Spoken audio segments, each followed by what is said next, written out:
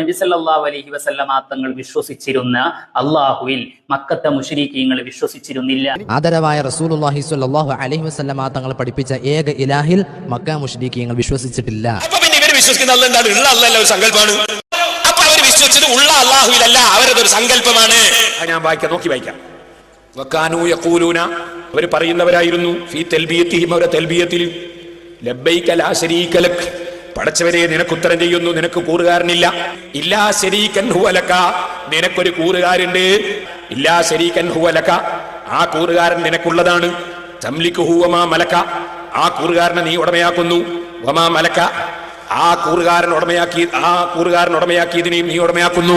ഈ ആകാശഭൂമി ചരാചരങ്ങളെ സൃഷ്ടിച്ചത് ആരാണ് എന്ന് ചോദിച്ചാൽ അള്ളാഹു ആണെന്ന് അവർ പറയും. അതാണ് ഖുർആൻ പറയുന്നത്, വലഇൻ സഅൽതഹും മൻ ഖലഖസ് സമാവാതി വൽ അർള ലയഖൂലുന്ന അല്ലാഹ്, ആകാശത്തെയും ഭൂമിയെയും പടച്ചത് ആരാണ് എന്ന് അവരോട് ചോദിച്ചാൽ അവർ പറയും അള്ളാഹു ആണ്.